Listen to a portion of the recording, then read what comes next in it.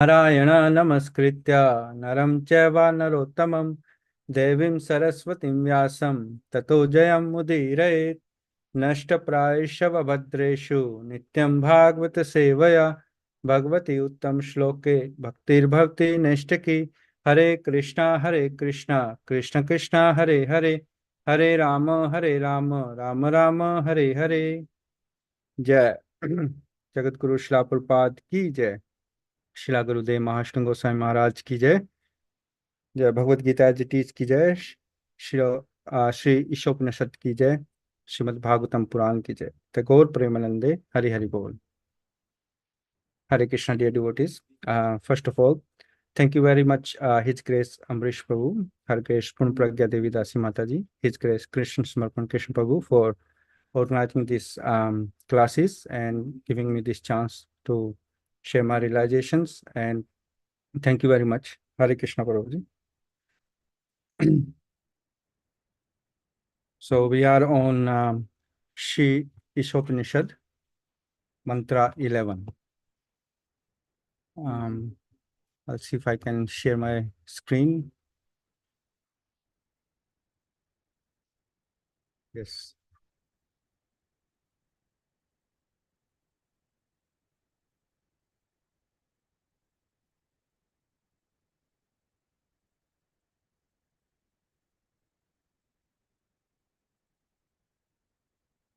All right. So Mantra 11.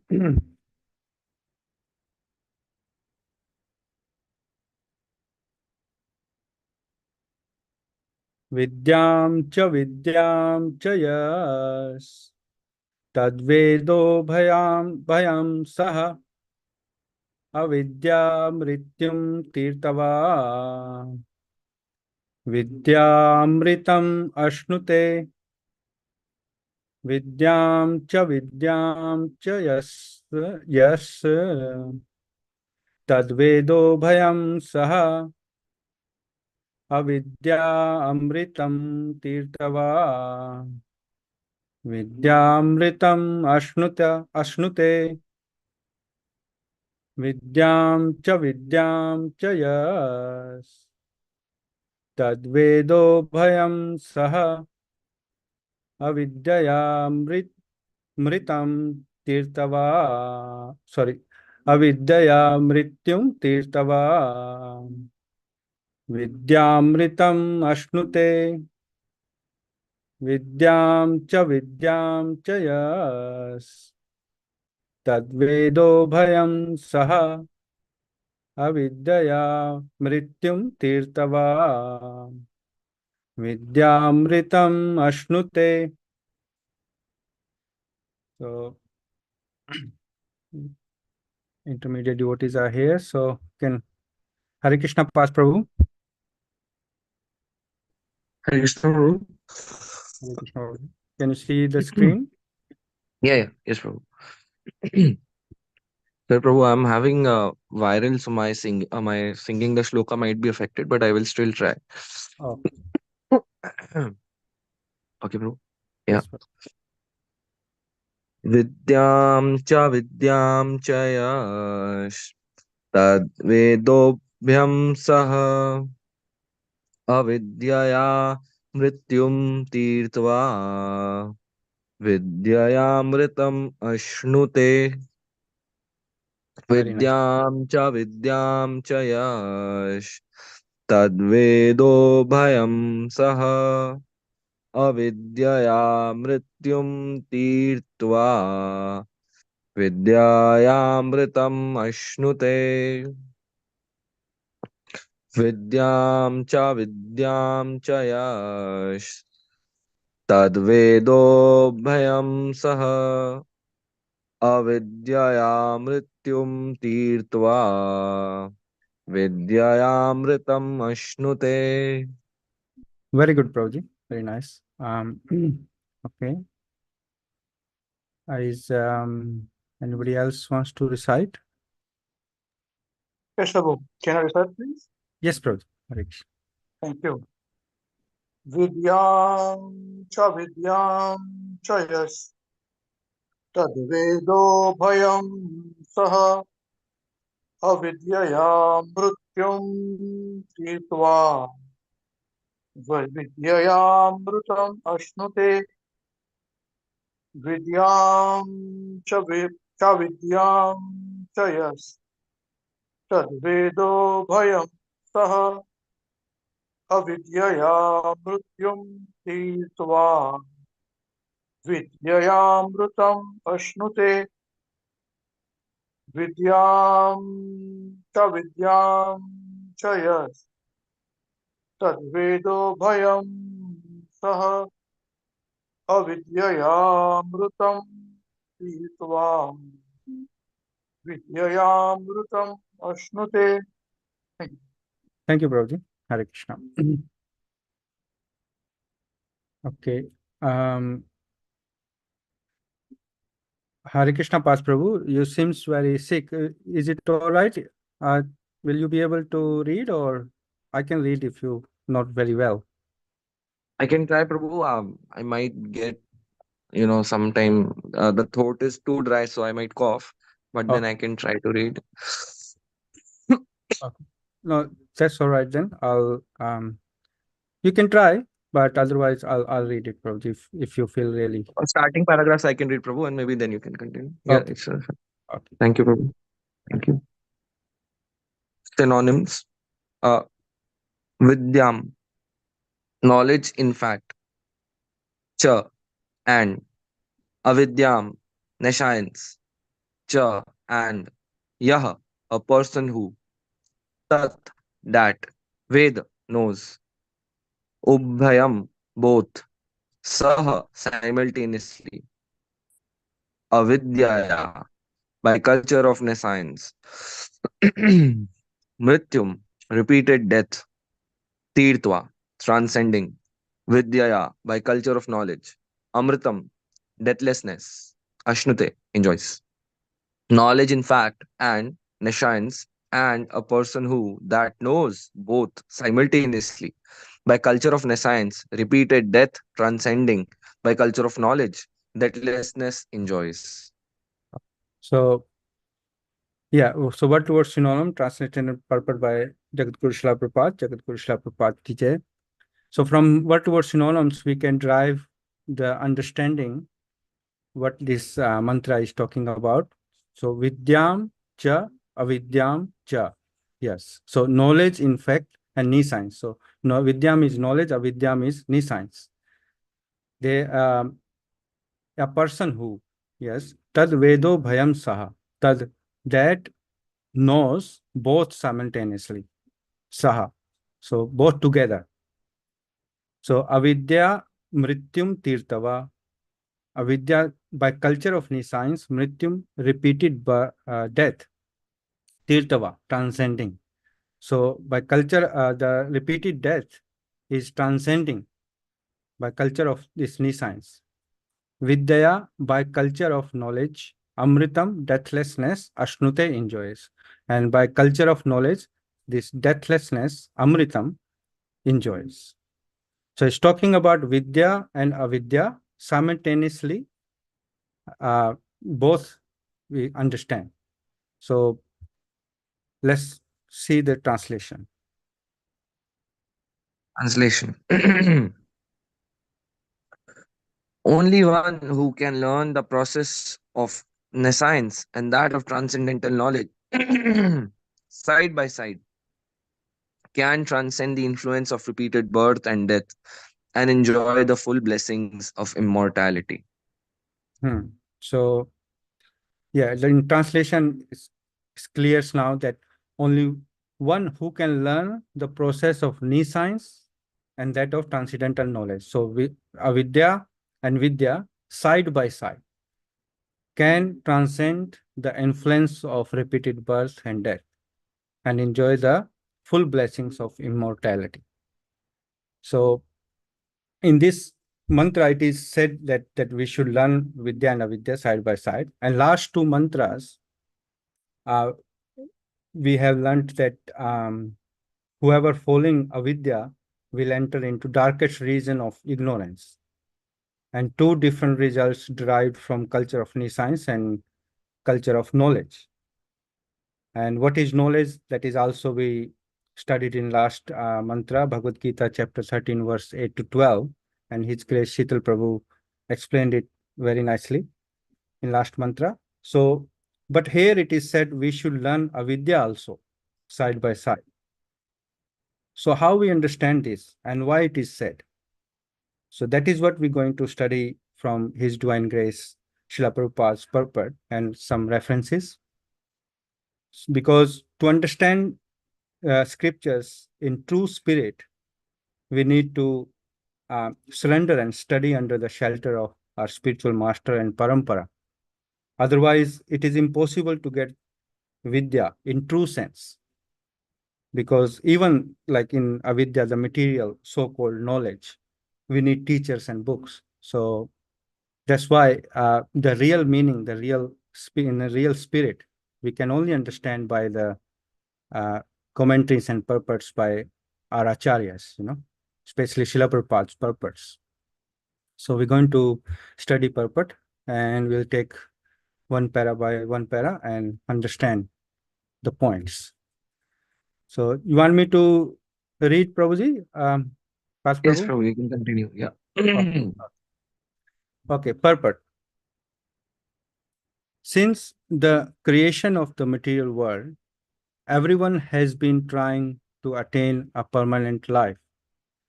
But the laws of nature are so cruel that no one has been able to avoid the hand of death. No one wants to die, nor does anyone want to become old or diseased. The law of nature, however, does not allow anyone immunity from old age, disease, or death, nor has the advancement of material knowledge solved these problems.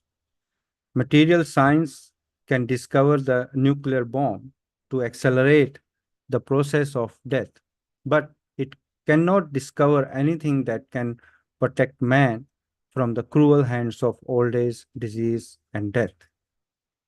So here in very first paragraph, the first point, Srila Prabhupada are saying that we want a permanent life.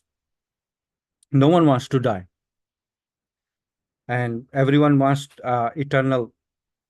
wants to enjoy internally. But we have four major problems, which are birth, old age, disease, and death. And but instead of solving these major problems, the main problems of life, the modern advancement even accelerating the process of death by inventing nuclear bomb, the modern unregulated lifestyle and new gadgets and fast transport, etc. So many things. So these advancements, so-called advancements and uh, gadgets and everything is only accelerating the process of death. They're not solving the real problem, which are those real four problems. And so this is not advancement. This is wasting of the opportunity by which we can come out of this vicious cycle of birth and death. So here we can understand that in translation, it is said that it talks about immortality, in the translation. So everyone wants to become immortal. They want to live forever. They want to be young, live young. They don't want to get old, no disease. But and in order to achieve that, they try to invent different things, and it's not working. So even it's accelerating the process. So that's the first point Srila Prabhupada is mentioning here.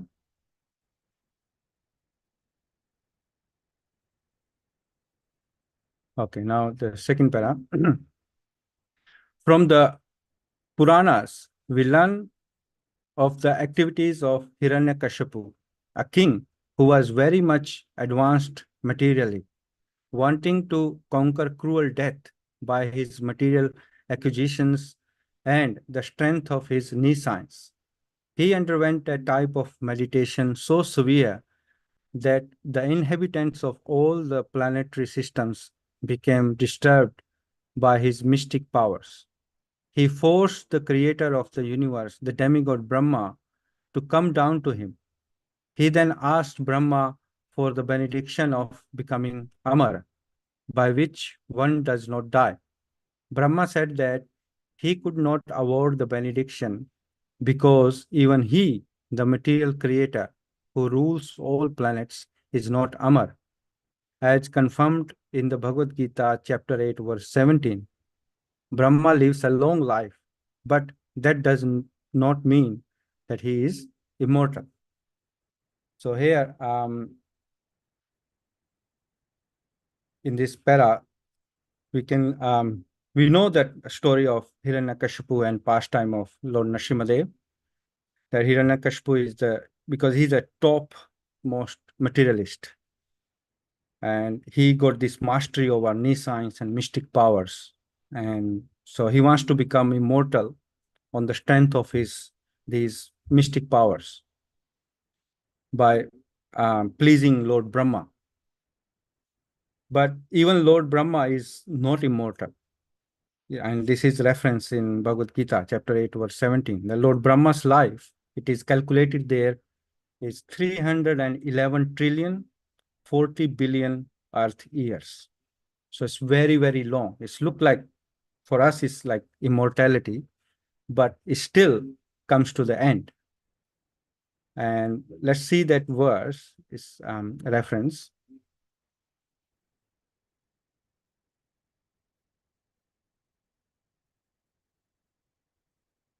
Yeah.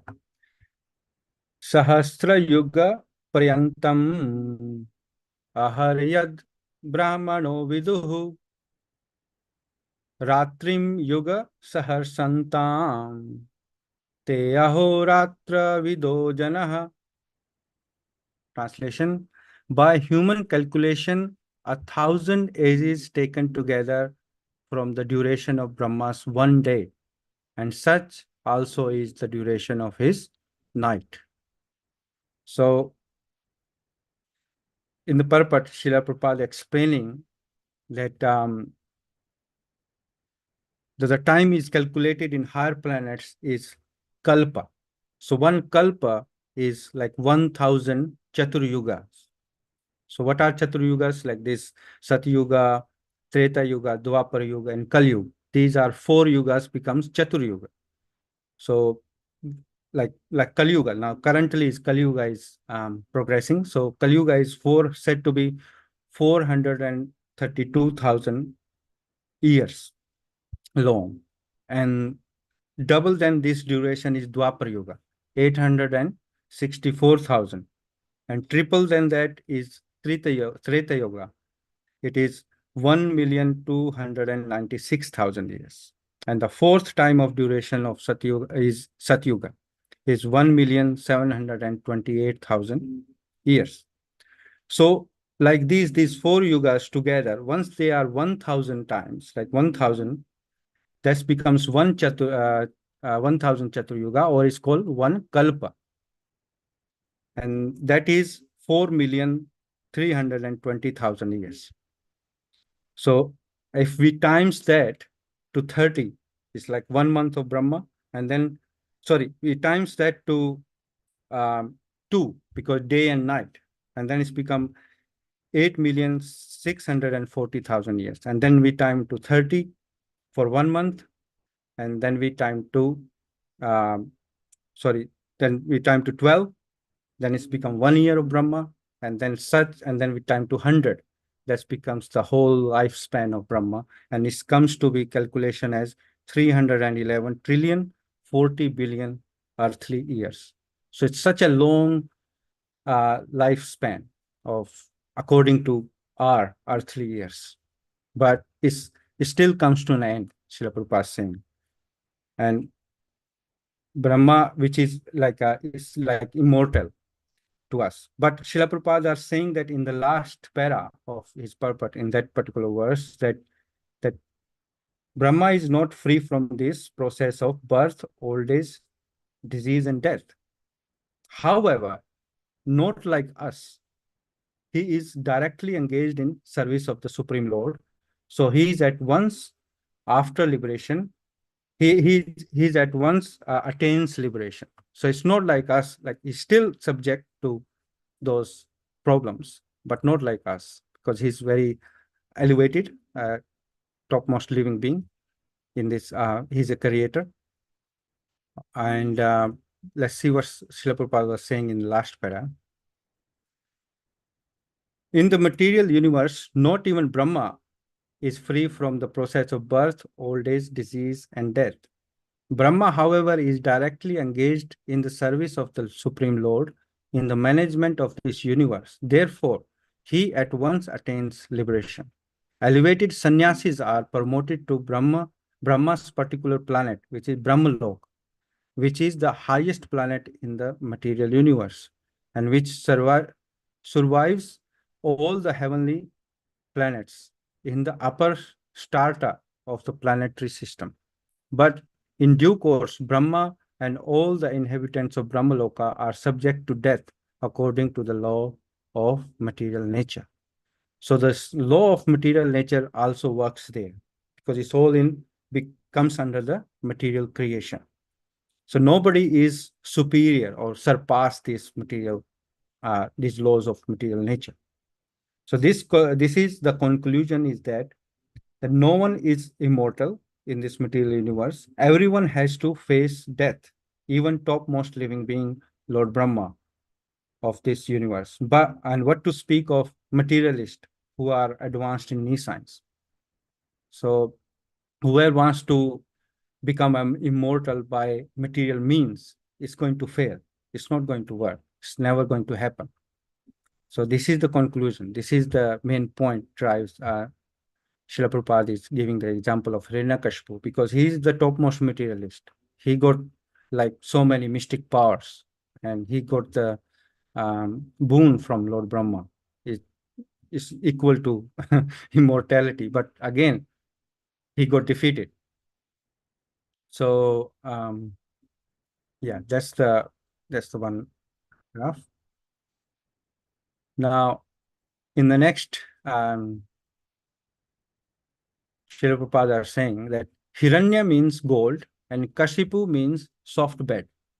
So this cunning gentleman, Hiranyakashipu, was interested in these two things, money and women, and he wanted to enjoy them by becoming immortal. He asked from Brahma many benedictions in hopes of indirectly fulfilling his desire to become immortal. Since Brahma told him that he could not grant the gift of immortality, Hiranyakashipu requested that he not to be killed by any man, animal, god, or any other living being within the 8.4 million species. He also asked that he not die on land, in the air, or water, or by any weapon. In this way, Hiranyakashipu foolishly thought these guarantees would save him from death. Ultimately, however, although Brahma granted him all these benedictions, he was killed by the personality of Godhead in the form of Narsimha, the Lord's half lion, half man incarnation. And no weapon was used to kill him, for he was killed by the Lord's nails, nor was he killed on the land, in the air, or in the water, for he was killed on the lap of the wonderful living being Narsimha, who was beyond his conception. The whole point here is that even Hiranyakashipu, the most powerful of materialists, could not become deathless by his various plans. What then can be accomplished by the tiny Hiranyakashipus of today, whose plans are thwarted from moment to moment? So Srila Prabhupada explaining that tiny Hiranyakashipus of today, because making different plans to escape these laws of material nature. So, so we know the past times, but Hiranyakashipu was interested in two things, money and women, and wants to enjoy them eternally. So Hiranya means gold and Kashipu means soft bed.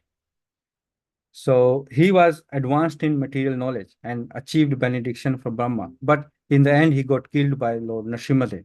So in today's world, the culture of nescience, the top aim is sense gratification, money and women. And Srila Prabhupada are saying that tiny Hiranyakashipus of today. So this is only aggravate the process of death. And Lord Krishna says in Bhagavad Gita, chapter 10, verse 34, that he takes away everything in the form of death, which materialist thinks all in all.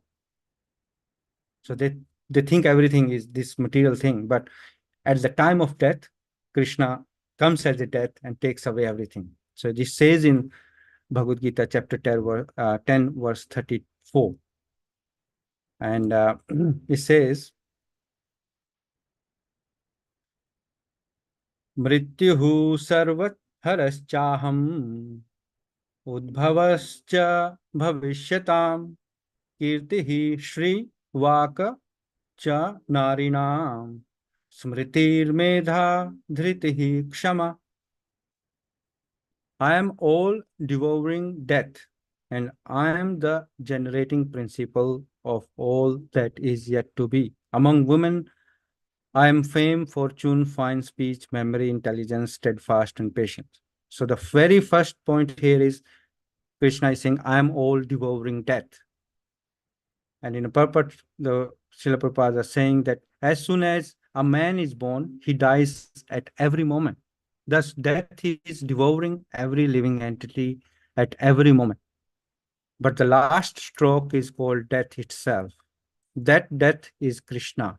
As for future development, all living entities undergo 6 basic changes.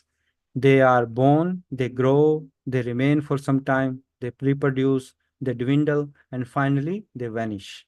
Of these changes, the first deliverance from the womb, that is Krishna. The first generation is the beginning of all future activities. So here, definitely we can see that Krishna is saying that he is all devouring death. So he takes away everything at the time of death. And the materialist, like Hiranyakashipu, the example given here, even that he cannot escape from it. And it's very painful for them, very painful for materialistic people who got everything whole their life. They try to accumulate wealth or they try to accumulate material possessions. And in the end, it's going to be taken away from them. So it's very painful. So Srila Prabhupada says in the purport of Srimad Bhagavatam, chapter 4, verse 11-27, the point is that in Bhagavad Gita, the Lord says, I am ultimate death, who takes away everything from the demons. The demons' business is to continually struggle for existence as lords over material nature. The demons repeatedly meet death after death and create a network of involvement in the material world. The Lord is death for demons, but for devotees, he is Amrita, eternal life. So, gross materialist is always forced from death, always feared from death, and makes plan to become immortal by lording over the material nature. But his plans are thwarted from moment to moment, as Srila Prabhupada said. So we can see today's world lifespan is decreasing day by day. And people are dying in young ages. So what to speak of deathlessness? There is no deathlessness. It's all accelerating. The process is accelerating. It's coming fast. So this is today's situation, and in any material situation, it's going to be like that. So at the time of death, everything going to be vanished for us, or for materialist people who thinks that this material thing is all in all. That is avidya. So they don't have any information, or they don't want to get any information, the real vidya. So this is the main point.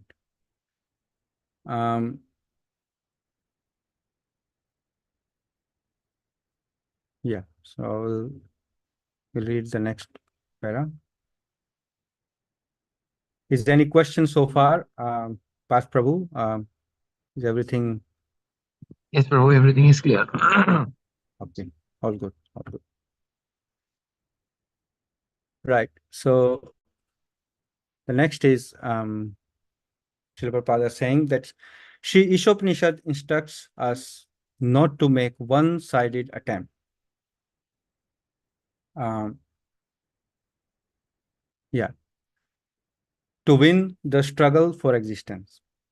Everyone is struggling hard for existence, but the laws of material nature are so hard and fast that they do not allow anyone to surpass them. In order to attain a permanent life, one must be prepared to go back to Godhead. And the process by which one goes back to Godhead is a different branch of knowledge, and it has to be learned from revealed Vedic scriptures, such as the Upanishads, Vedanta Sutra, Bhagavad Gita, and Srimad Bhagavatam. To become happy in this life and attain a permanent blissful life after leaving this material body, one must study this sacred literature and obtain transcendental knowledge. The conditioned living being has forgotten his eternal relationship with God and has mistakenly accepted the temporary place of his birth as all in all. The Lord has kindly delivered the above mentioned scriptures in India and other scriptures in other countries to remind the forgetful human being that his home is not here in this material world. The living being is a spiritual entity, and he can be happy only by returning to his spiritual home. So,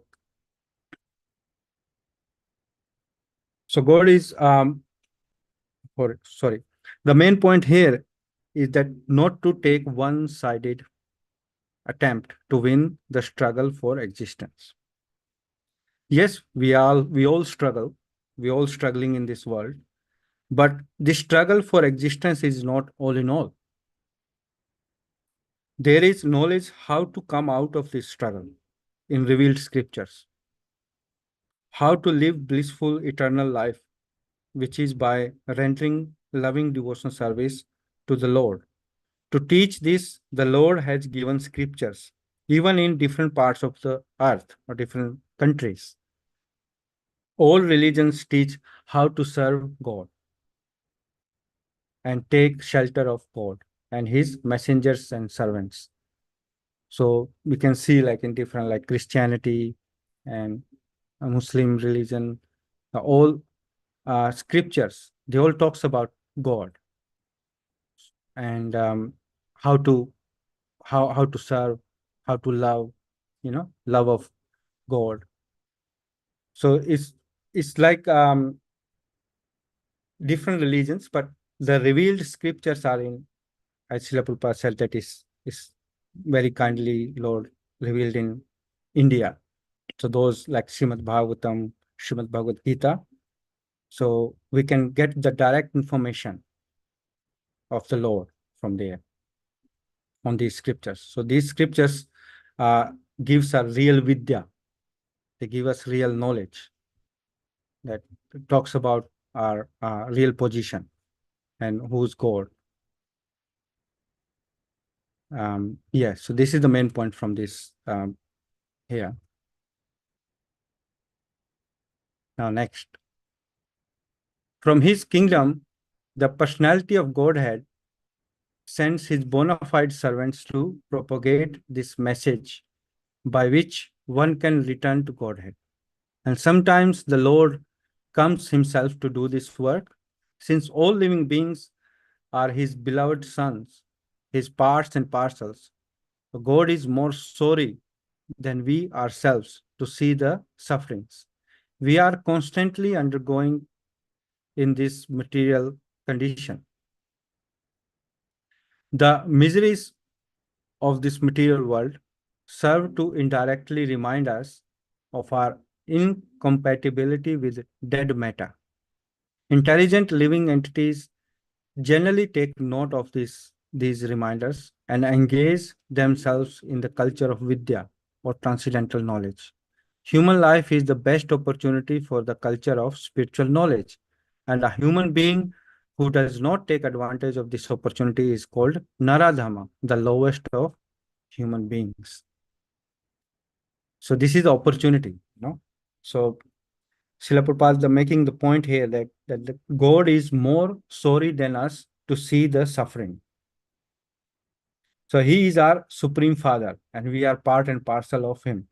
So Lord comes personally or sends his bona fide servants to propagate this message. But only intelligent living beings take note of these reminders. Otherwise, this opportunity is wasted. The opportunity of human birth.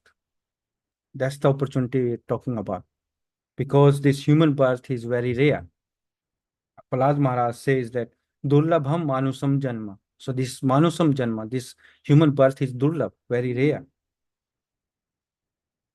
And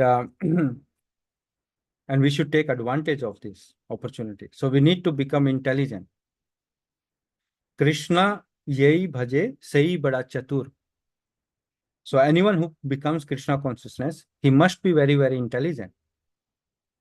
Srila Prabhupada referred Naradhama here, the lowest of human being who never takes shelter of Krishna.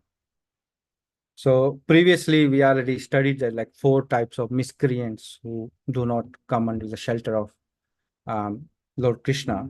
They are like Mudha, Naradhama, Maya, Bhartagyana, and Asuras. So Naradhama is the one category who is lowest of the mankind, which a lot of people like in current civilization, that is because we wasting this valuable opportunity of human life rather than coming into the Krishna consciousness, we are wasting it. So this is the main point here Srila Prabhupada is saying here, that to deliver this message, Lord comes himself. Lord Krishna comes himself once in a day of Lord Brahma. And we can see like by revealed scriptures, we can know that how lucky we are at the moment, like in this Kali Yuga. Before this Kali Yuga, Lord was here personally 5,000 years ago. And Lord Chaitanya Mahaprabhu and Lord Nityananda Prabhu were just here 5 centuries ago. So this is very big opportunity for us. This opportunity should not be wasted, as Srila Prabhupada is saying here. The human birth is the rare opportunity. Okay. So the next para is the path of avidya or advancement of material knowledge for sense gratification is the path of repeated birth and death. As he exists spiritually, the living entity has no birth or death. Birth and death apply to the outward covering of the spirit soul, the body. Death is compared to the taking off, and birth is putting on of outward garments. Foolish human beings who are grossly absorbed in the culture of avidya, nescience, do not mind this cruel process. Enamored with the beauty of the illusory energy, they undergo the same miseries repeatedly and do not learn any lesson from the laws of nature. So here, Srila Prabhupada is saying that this point is referred in actually Bhagavad Gita, chapter 2, verse 22. Vasamsi jirnani yatha vihaya navani granati naro parani tatha shrirani vihaya jirnani anyani samyati navani dehi. As a person puts on new garments, giving up old ones, the soul similarly accepts new material bodies, giving up the old and useless ones. So, Srila Prabhupada is saying here that the soul goes through the changes. It's like putting on and taking off clothes, the garments, as is in Bhagavad Gita verse also. Our Lord is saying. So these changes is not just at the time of death, because these changes of the body is happening constantly, like from boyhood to youth to old age. Our bodies are changing all the time.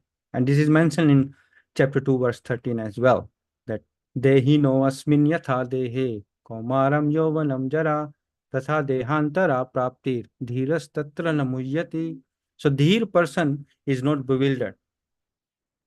So it talks about dhir person in last mantra as well. So dhir person is the one who is not bewildered. So these changes are painful, very painful for gross materialist person. Because why is painful? Because they don't want to get old. They don't want to get disease. They don't want to die. Because when body becomes all in all, we want to preserve this. And this is against the laws of the nature. The law of nature is that we're going to grow old, we're going to get diseases, and in the end we will die. Body has an expiry date. But because when are we in culture of avidya, when this sense gratification and body becomes all in all, then it becomes very painful for these changes. But only dhira person, who is not bewildered by these changes, he is the one who can understand. So this is a cruel process where everything is snatched from us at death, our property, our family, our bank balance, etc. But still, foolish, grossly absorbed in avidya people do not mind this cruel process. So they don't mind this cruel process because they are in ignorance. So they don't want to know, and they don't care about it. So this cruel process is repeated. Srila Prabhupada said that they undergo the same miseries repeatedly and do not learn any lesson from the laws of nature. And this point is also explained by Prahlad Maharaj in Srimad Bhagavatam, Canto 7, chapter 5, verse 30. This is also famous verse.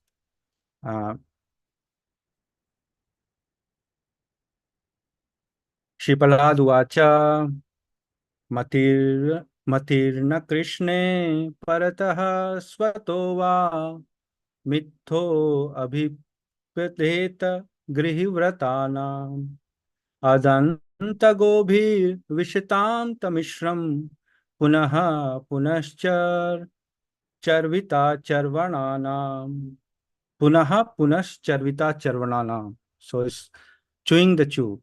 So translation, Prahlad Maharaj replied, because of their uncontrolled senses, persons who addicted to materialistic life make progress toward hellish conditions and repeatedly chew that which has already been chewed.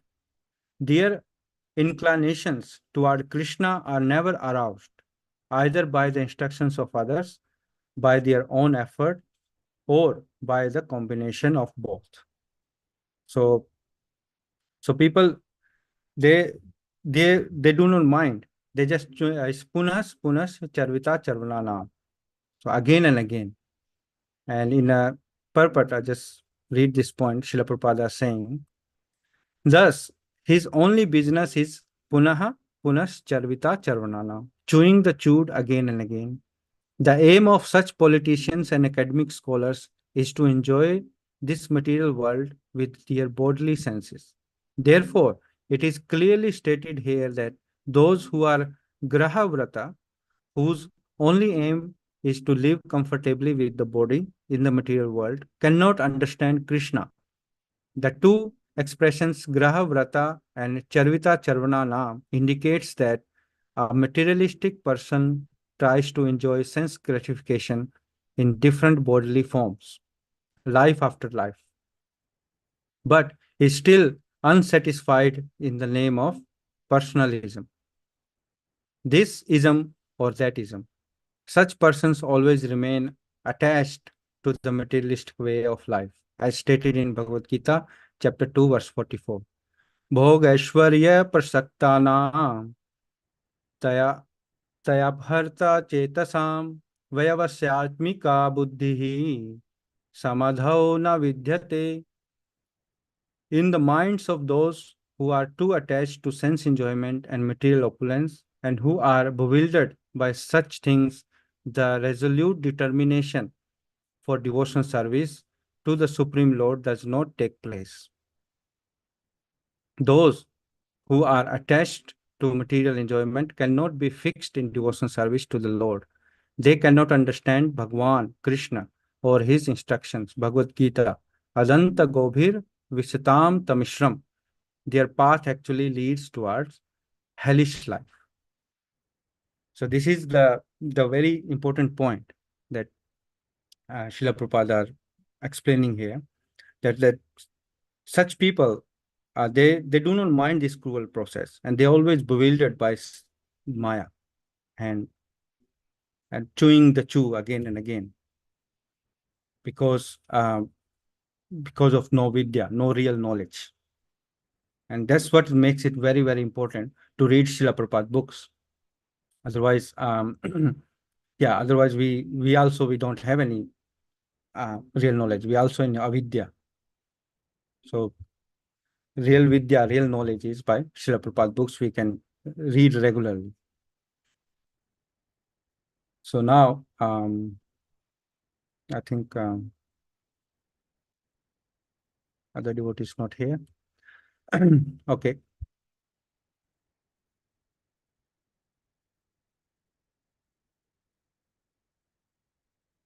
Now the next para.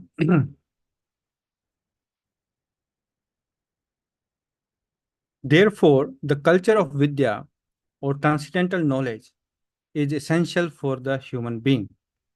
Sense enjoyment in the diseased material condition must be restricted as far as possible.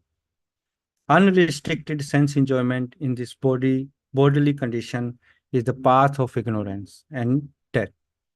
The living entities are not without spiritual senses. Every living being in his original spiritual form has all the senses, which are now materially manifested, being covered by the material body and mind.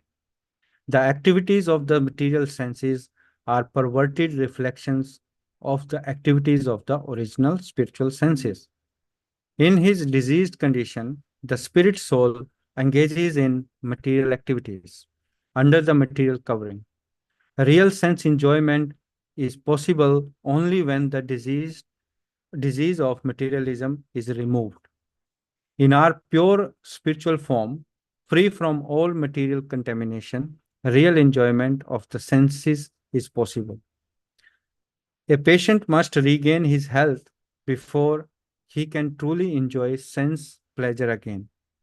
Thus, the aim of human life should not be enjoy perverted sense enjoyment, but to cure the material disease. Aggravation of the material disease is no sign of knowledge, but a sign of avidya, ignorance. For good health, a person should not increase his fever from 105 degree to 107 degrees, but should reduce his temperature to the normal 98.6. That should be the aim of human life.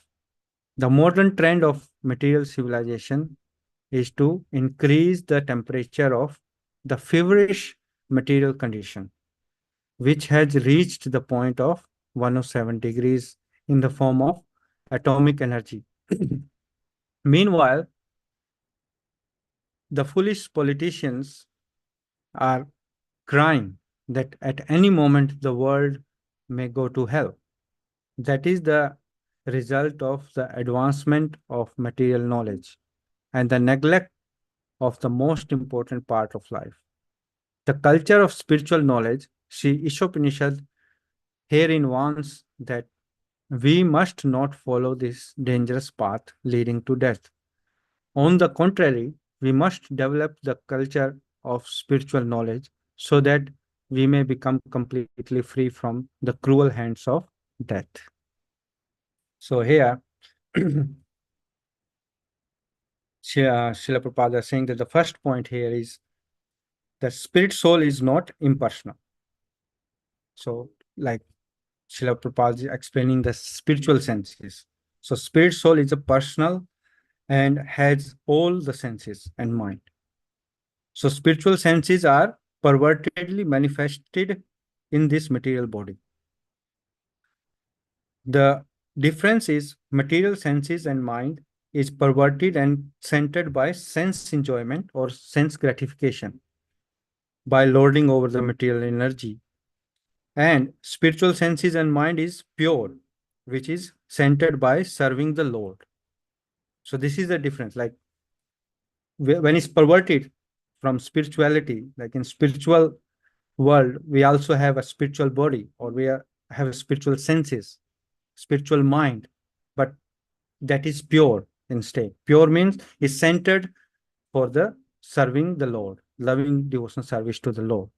But when it's perverted, when we comes into this material body, which is foreign to us, which is not natural state of spirit soul, so it is trapped in this material body, so it's perverted. So now the material mind and material senses are, they behave perverted, they behave differently, they are sense enjoyment centered.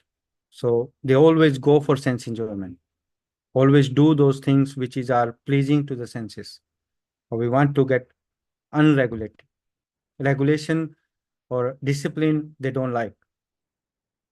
So that's why Srila Prabhupada says here, only real enjoyment of the senses is possible in spiritual form. Because we think that we are enjoying here, but it's not an enjoyment. When we say like we gratifying our senses, it's only increasing that fever, as Srila Prabhupada is saying, 107. We already are 107 fever. So we want to bring it down. Then you will be able to enjoy. Like I remember when I was young and I used to have a fever. My parents used to take me doctor, and doctor say, all right, give them then this, and this. And in my mother tongue is phal. Doctor was saying phal. Phal is like a fruits. But in our language, phal is like a what you call fried, savory as well. And then I used to think, oh, I will eat that savory because doctor said. But instead it's a fruit, because we want to bring down, we want to restrict our senses when we are diseased, not to indulge in the enjoyment or eating those things. So that is the main thing. So it is the real enjoyment possible in the spiritual platform. So because then we are fulfilling the purpose for which the spirit soul is created. So spirit soul is created for what? Spirit soul is created for loving devotion service to the Lord, because it's a part of the whole, part and parcel. So this is the permanent source of happiness, pure devotional service. Now this is this is vidya, to cultivate spiritual knowledge. So at the time of death, our subtle body, which is made of mind, intelligence, and false ego, carries soul to another body according to our consciousness, to have so what we have created in our whole life. Now, this is actually mentioned in Bhagavad Gita, chapter 15, verse 8. I'll just read that last reference.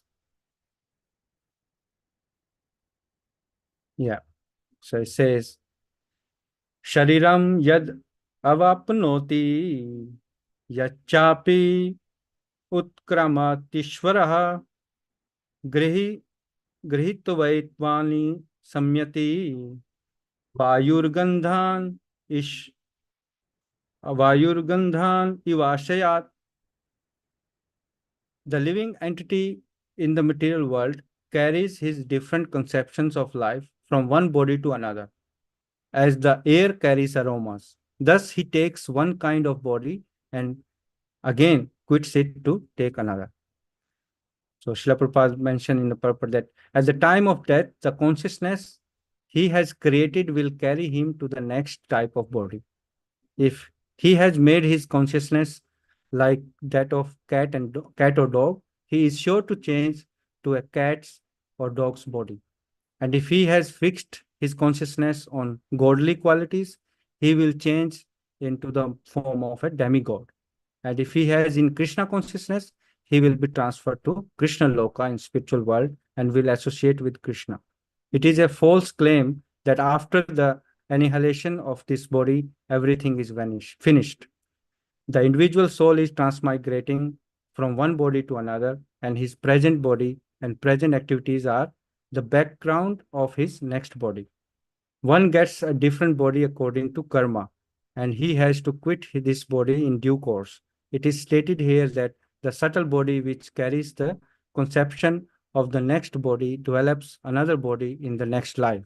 This process of transmigrating from one body to another and struggling while in the body is called karshati, or struggle for existence. Yeah, so here it's clearly said that the subtle body carries the soul to the next body on basis of what we have created, what consciousness we have created in our whole life. If we created Krishna consciousness, if we cultivated Krishna consciousness, then we will be transferred accordingly to Krishna Loka. But if our consciousness is cats and dogs, like that, so we will get that body. So we need to cultivate this right type of consciousness, Krishna consciousness. And Srila Prabhupada give example of good health, like in fever. So if we live unregulated life, we will be miserable in the end. Because Srila Gurudev also says this, that if you live sinful life in young age, do not accept comfortable life in old age. So all these modern advancement is to make us forget the real suffering. And most of us even do not know that we are suffering, because they are taking momentary sense enjoyment all in all. But the real sense enjoyment is at the spiritual platform. So I think we will stop here. The time is up, and the rest of the purport we will cover in the next session, next week on Sunday. Yes. Hare Krishna, Sanjeev Prabhu. Thank you very much. Hare Krishna, Prabhuji. Hare Thank you. Bol, Hare Krishna. Okay, so we'll take a break now.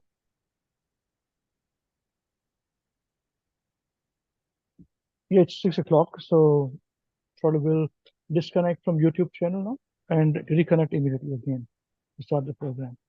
Okay, thank you very much. Hare Krishna. Thank you. Hare Krishna.